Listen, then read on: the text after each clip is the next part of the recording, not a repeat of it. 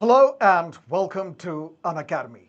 In a massive development, the Prime Minister of Nepal, Mr. KP Oli, has resigned. His resignation was necessitated by a series of protests which rocked the Himalayan nation. These protests, now called as the Gen Z revolution, started off against the government's decision to regulate and ban social media, and then quickly precipitated into wider anti corruption protests in Nepal. How significant is this development? What is its impact on India? Because Mr. KP Oli was considered to be anti India, decisively closer to China. His shift was towards the Chinas. And why is India's neighborhood in chaos? If you look at what's happening in Myanmar, what happened in Bangladesh, now what's happening in Nepal.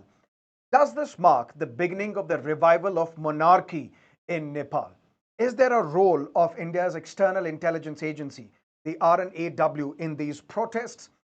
Looking at the wider India Nepal relationship and why India has always been interested in Nepal. Resolving all these doubts, all your questions, and understanding the significance of these developments, joining us today is our faculty for international relations, Chetan sir. Chetan sir, what led to these protests and how significant is this development, first for Nepal, the monarchy in Nepal, and for India-Nepal relations? Right, sir. This development is absolutely massive, as you pointed out. This will have a huge reverberation on South Asia region and India's ties with Nepal, obviously. But the immediate trigger, as you said, was the ban on social media, which pulled out the youth, the Gen Z crowd to come out in anger and protest against the decision of the government. But there are wider undercurrents which has to be appreciated here. In Nepal, there has been constant instability over the past 2 decades. There have been repeated change in governments. Prime ministers have come and gone. In fact, there's a joke as well that in Nepal, prime ministers are playing musical chairs. Every few months, there's a new PM, a new leadership. So this instability has obviously affected administration, governance. The youth have been frustrated. The resentment was building up. So what you see is a reflection of that undercurrent, the the feeling that the Nepo kids, as they call them, the The dynastic, sons and the sons daughters and of the daughters of the politicians. politicians who have been able to rise up to power, and the joblessness, the lack of opportunities. So this has created a sense of anger, a sense of resentment, So which there is was already bursting a out. simmering discontent. So you needed a final spark Yeah, a to final vent out your anger, and that was provided by the government by its decision to ban and ban social regulate the media. social media. Yeah, And then it quickly precipitated into anti-corruption protest. correct. What exactly were the demands of the public? If Did you they explicitly call for the resignation of the prime minister? No, there has not been an explicit call, but the anger was against not just KP Oli, against the entire political class. There have been reports that even opposition party leaders have been targeted, like leaders from Nepali Congress, which is not in power, by the way, and be it the Communist Party, they have been targeted as well, and the stones have been pelted, homes have been set on fire. So that's a clear sign that there is a lot of discontent against the political class in general, especially the youth and the lower classes. They feel that the country has not been given the right opportunity by the leadership. And would it be fair to compare what is happening in Nepal today with what happened in 2010 when the protests emerged in Tunisia, the Arab Spring, and then quickly swept the The Middle Eastern common link between Arab Spring and this would be social media. How social media can be a fuel, how it can fire the crowds, galvanized protests? how it can bring people together, mobilize the crowds, and lead to protests. So we saw this in Tunisia, we saw this in Egypt. But of course, the context, the circumstances were slightly different. But what we are seeing in Nepal again shows the power of social media as well. Uh, because see, Nepal's government has been trying to control dissent, the growing discontent, the opposition which was growing against the leadership. They've been trying to control that. So they brought in regulations to slightly restrict the social media content, saying fake news, misinformation is spreading, which is a genuine requirement from the government Legitimate side. aim of the government, Aim, but but then eventually their intention was something else, something to the curb to dissent. curb dissent essentially. So I think this outrage that you have seen amongst the Nepal's public is a reflection of the wider discontent that was How present. spontaneous were these protests? Absolutely spontaneous, largely unexpected. I'm sure even India would have been surprised by the speed at which the developments have taken place. Normally, you Because, don't see the prime minister resigning within few days of yeah, these within few protests. hours of the protests, Right. the protest broke out yesterday, and today you have the prime minister who's already resigned. Yes, there has been a lot of bloodshed. 19 people, innocents, have been killed. Hundreds have been injured.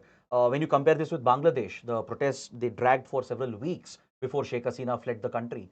But here, KP Oli resigning so quickly was something that was really unexpected. How should India look at this development, considering that KP Oli was viewed as somebody who's closer to China? He has taken decisively anti-India stance Yeah. when it comes to the new constitution which was enacted, the Madhesi population who were affected because of that new constitution, the exchange of maps which took place, the Kalapani issue, Right. Lipulekh issue, and his shift towards China. Right. How would New Delhi respond to this? First, Sarmad sir, we have to first understand KP Oli as a personality, as a leader. If you look at his rise in Nepal's politics, he was someone who built his political base on anti-India sentiments. Because historically, there has been a lot of allegations that India interferes, meddles in Nepal's internal issues. And KP Oli was someone who capitalized on that. He leads the communist faction, the Unified Marxist-Leninist faction, and his primary political base comes from the nationalists of Nepal.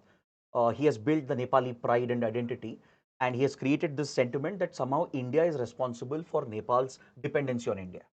Because Nepal's dependency is more geographical. It's Because more it's a practical. landlocked country. It's a landlocked nation. They need to access the sea routes. They were dependent on India for essential supplies, for funds, for defense, everything. And leaders like KP Oli have been able to project this as if India is always interfering with the internal matters, which is true to some extent. In the past, there have been incidents where India has played a role in the politics of Nepal as We well. will come to that. I am going to ask you about the India-Nepal friendship in the Right. 50s and why there was anger in Nepal against that treaty, because they considered themselves as an unequal partner in this In treaty. the treaty, And yeah. then the matter went to the United Nations as well. We will discuss all of that.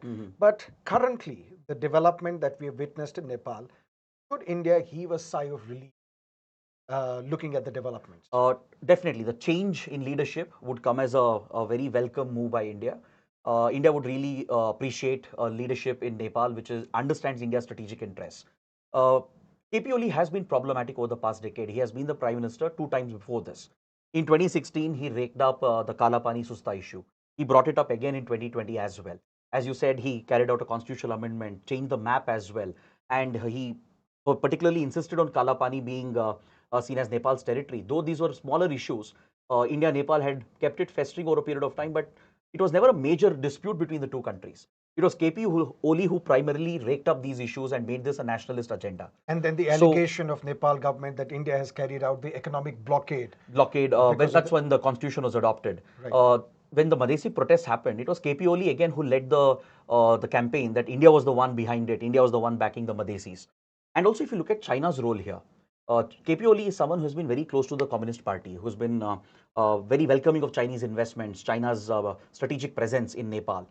So, in that regard, it's a big sigh of relief for India. But what is really interesting is recently we have seen a reset in India-China relations. And when India-China restarted the trade, the border trade was restarted, particularly at Lipu Lake Pass, which is part of the Kalapani region. And KP Oli opposed it. KP Oli said Lipu Lake is part of Nepal and India-China should not be using it. And China rebuffed KP Oli at that time. Because general understanding is KP Oli has always got the blessings of Chinese leadership. But it appears China is slightly shifting as well. And when KP Oli brought up the Kalapani issue, KP Oli has been clearly pushed aside by China, and China has asked India, Nepal to deal with it. And this happened in the recent SEO summit. summit. So that shows that maybe KP Oli lost the backing of Beijing, as well as China is looking at India as a partner to jointly take on the US. So maybe. China would also have been happy in getting rid of Mr. KP Oli? Probably, because KP Oli has served China's interest before. Maybe now that these new developments are taking place, where India and China have to work together to counter Trump's policies, maybe Nepal it was a thorn between India and China, and maybe China has silently blessed the change in leadership as well. Or maybe China does not want to become unpopular amongst the Gen Z in Nepal and be viewed as expansionist territory. And even the sentiments in India as well, because in India, general perception is China is very hostile. China is using our neighbors to contain and restrict India. So a positive change in Nepal, which favors India, will work in favor of India-China relations as well. Currently, because of the tariffs from Trump. Yes. Let's come back to the role of RAW. Do you see a role of RAW in these protests? In geopolitics, there is always the hidden hand. Maybe we'll not have conclusive proof to establish that, but it's established. It's a matter of fact that intelligence agencies are involved in driving these covert changes. In Nepal, for example, there are repeat incidents which have happened in the 80s, 70s, where RAW was very actively involved in pushing for regime change or in backing certain sections which were pro-India. For example, if you look at Nepali Congress, the Nepali Congress has been very close to the political leadership in Delhi. When you look at the civil war in Nepal in the 90s, the Maoists, who were funded by China, eventually received backing from RAW as well. When India wanted to end the civil war and bring back some stability in Nepal, India worked with not just the Nepali government, we worked with the Maoist factions as well. So there is a history of RAW being involved in these matters. Even with the Madhesi cause, India has extended that support when Madhesis felt they were being left behind in the constitution. Because of the UP and Bihar issue. The political connection there, because you need to understand that when you come to India-Nepal ties, experts look at it as roti beti ke sambandh. Nepal has a dependency on India for livelihood, for roti, for bread, and there are marital relations in the cross-border areas where Madhesi families, they marry into families on the Indian side in UP and Bihar.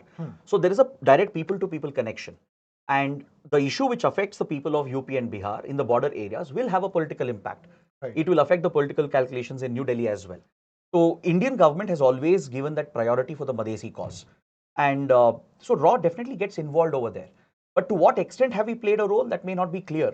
But maybe that is something that we will be told later. Later. Let's say now we have some idea about what happened in 1970.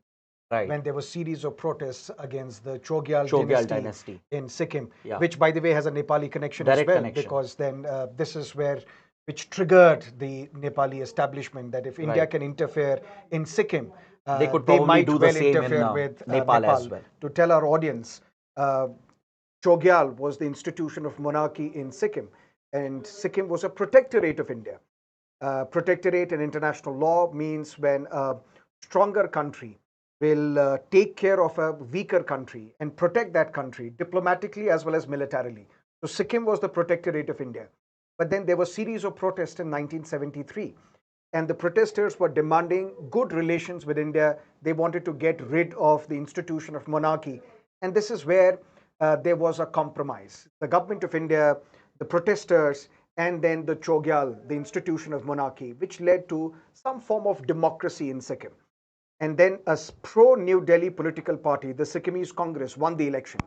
And then a law was passed in the Sikkimese parliament, in the Sikkimese assembly, called the Government of Sikkim Act 1974, which converted Chogyal, who was all-powerful, into a titular role, into a ceremonial role, just like the Queen of England.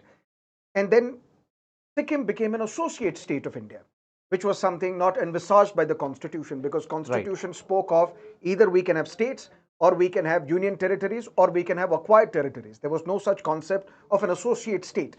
But Constitution was amended, Sikkim was added as an associate state, and then we saw a referendum was conducted in Sikkim, where overwhelming majority of the people of Sikkim voted in favor of complete merger with India.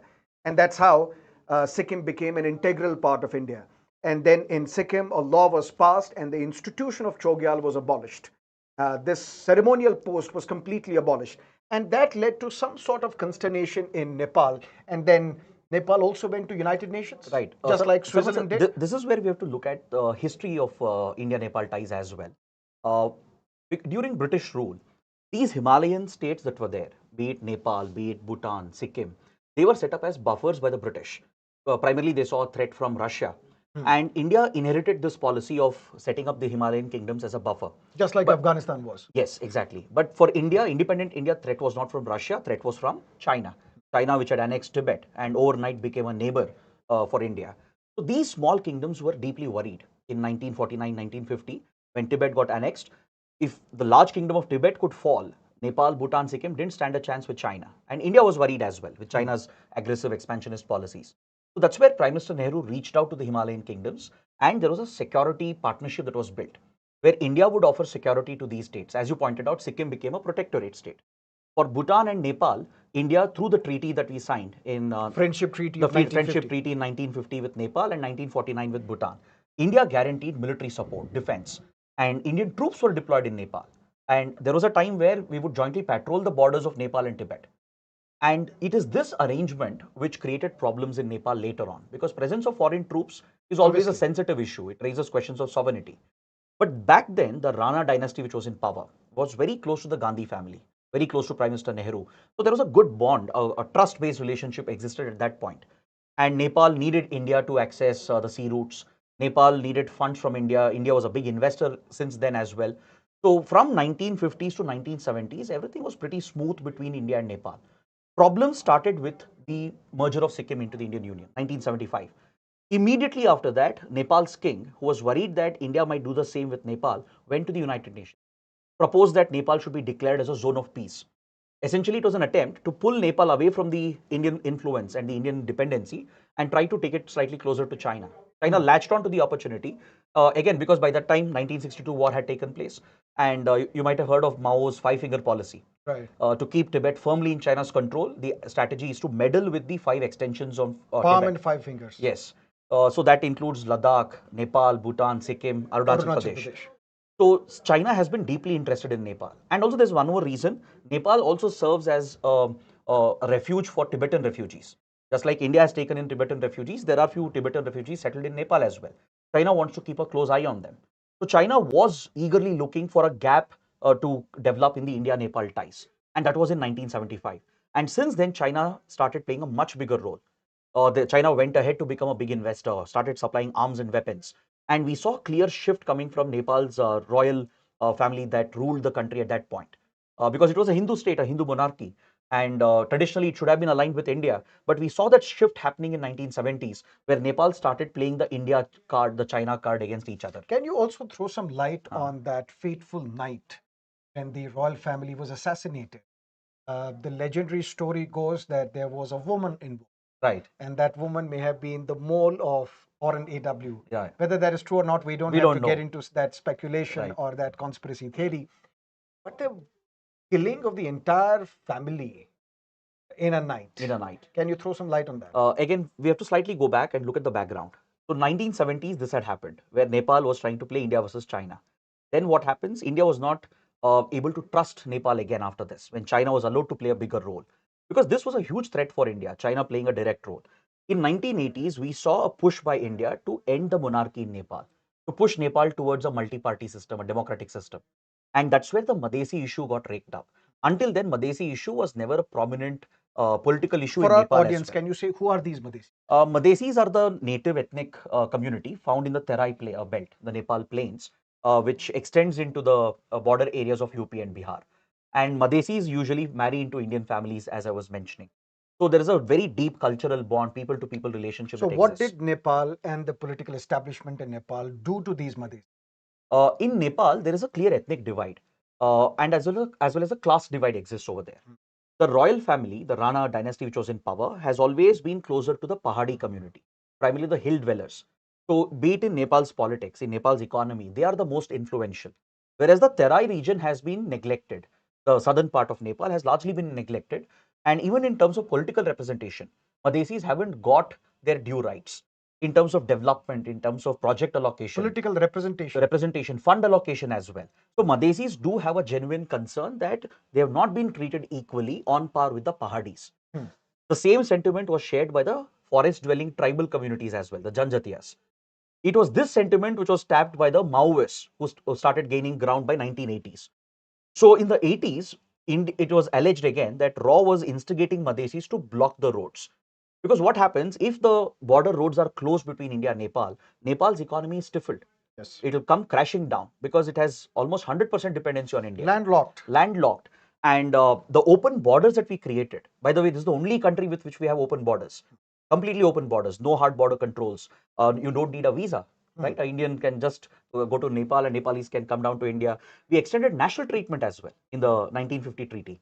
Nepalis get the same treatment as Indian citizens, except for few rights like voting rights and contesting for elections. And this is also the reason for illegal migration.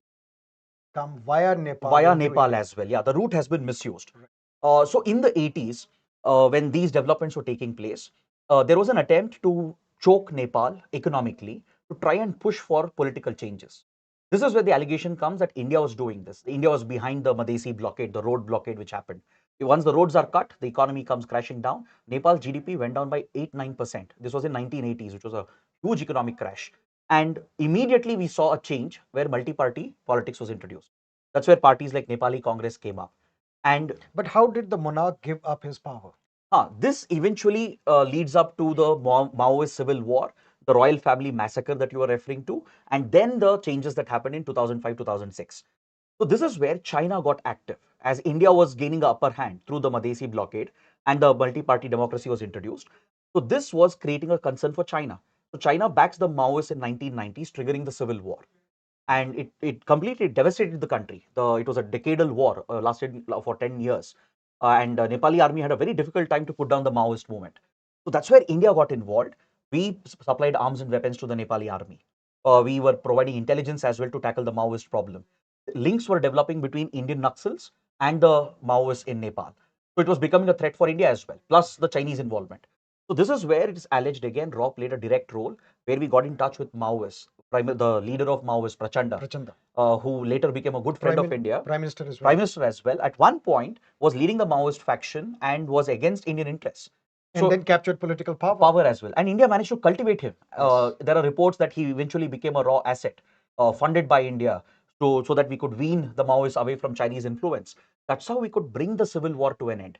Now, this is where things get interesting. By early 2000, India had leverage with the politicians on one side, Koirala family, the Koirala family, the Nepali Congress, and some of the royal members of the family as well, and the Maoists as well. But to bring a settlement around to end the civil war and make a transition, the royal family itself would be the impediment. So eventually, who benefits from the massacre? It is India. So this is where the allegation comes up. So when Crown Prince Dipendra, when he went on the shooting spree, the reason has never been known. What was the motive? But it is said that he was in love with the Indian princess, and the royal family was objecting to the marriage. But there are some reports which say that the Indian princess was a plant, probably backed by RAW, to get this engineer to eliminate and wipe out the family itself. Why has Bollywood not made a movie on this? There is a Kannada movie on this. Yeah. What's the name of the movie? I forgot. Okay, please continue. Yeah. So following the royal massacre, then comes the big political change, the 12-point peace agreement, which India negotiated. India played a direct role, which is quite rare. When there is an internal conflict in another country, for India to step in, bring the two parties together and bring that war to an end. And that's where Nepal makes the transition from being a secular, from being a Hindu theocratic state and a monarchy to a constitutional secular republican state. But the problems, fresh problems began from there, from 2008 onwards. Nepal needed a new constitution. And probably this is where India overplayed its hand.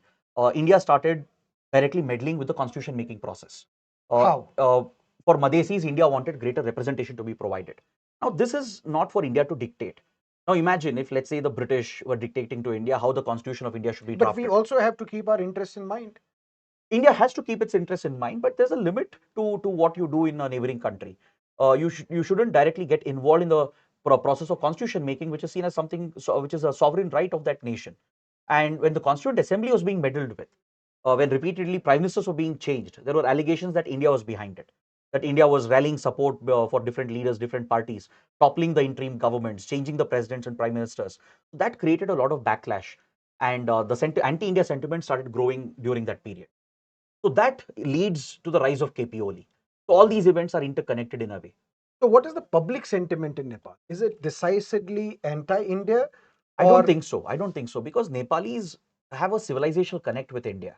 So that means KP Oli coming to power would not only be because of his anti-India stance. Yes. It is something else as well. Probably the funding, the heavy funding from China. His party has received a lot of funds. The projects they've invested in.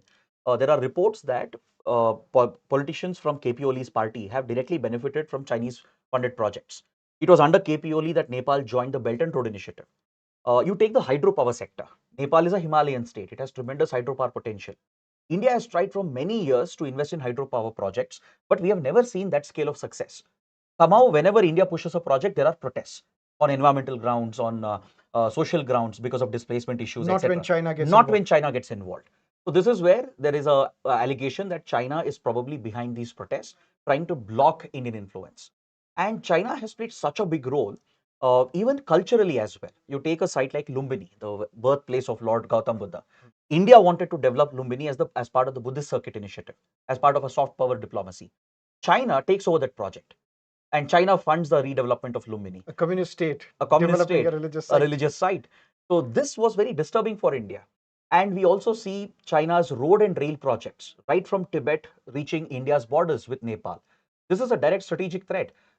In case of a conflict, China could potentially move its troops to the borders of UP and Bihar as well. So essentially, Nepal has been a playground between India and China throughout the last 50, 60 years. You see a constant tussle, a constant competition of sorts between the two. Which brings me to another question. He had issues with the monarchy. And now Mr. Yogi Adityanath and some allege RSS also wants the revival of monarchy in Nepal. How do you explain it? Well, again, we would be getting into the domain of speculation and conspiracy theories. But yes, we have seen some signs in UP, especially where the Chief Minister Yogi Adityanath has shared the Space stage with space with King Jnanendra, the proposed king of the future. Uh, Recently, King Jnanendra, who re entered Nepal's politics just a few months ago, he was seen in close touch with RSS leaders as well. So, this is where he the was also there, I think, for the Kumbh Mela as Kumbh well. Mela as well, the inauguration of the Ram temple in Ayodhya as well. So these events happening back to back, is it just a coincidence or is there more to it? Gyanendra comes back to Nepal in March 2025, and we see these protests in just a span of few months. Or is it to revive monarchy, but at the same time revive the Hindu Rashtra in Nepal? Hindu Rashtra and maybe topple KP Oli in the process. So is there a politico-religious conspiracy? Let's wait and watch. I think it's too early to speculate on. What do you think is the future now? Who is going to replace KP Oli? What will happen? Will it masquerade into a wider protest? Because I don't see protests ending, even if the government has fallen. I think once the resignation is done, I think the protest should die down after this because the protest was primarily against the government. Hopefully, there should be a phase of transition now. But again, who will step in? Who will guide and lead the country during this chaotic period? That is the big question. In Nepal, there are a lot of contenders. There are different leaders. Prachanda is there, the Communist Party, the Nepali Congress. Maybe the Supreme Court might take the lead, or the army itself might take the lead right now. Which would be Now, then the repeat of what is repeat of happening in what Myanmar, in Myanmar, in Bangladesh as well. Bangladesh as well. So I think the next positive thing for India should be election, a free and fair and transparent election, which should be held to allow the people to decide as to who should take power next. Which brings us to another question. Mm. Look at our neighborhood in chaos. We are not a perfect democracy. But when it comes to protests such as these, we don't witness such protests in India. And at the same time, army is aloof, Aloof. separate. They don't meddle with the politics of this country. What differentiates India from these other countries? How have we, touchwood, survived as a democracy? Right. And other countries in our neighborhood, they have fallen in the lap of dictatorship or military rule. Rules and the regular crisis as Regular well. Yeah. crisis. So I There think has always been a peaceful transition of power in India. true. So this is where I think India is unfortunately blessed with a very difficult geography. We unfortunately can't change our neighbors. South Asia is considered as one of the most volatile regions in the world. Be it Pakistan, be it Sri Lanka, Maldives, Afghanistan. Myanmar, Bangladesh, Nepal. They've constantly gone through instability. Except for Bhutan, I think no neighboring country has been stable. This also has to do with And external. I want you to shed some light on what makes Bhutan special as well.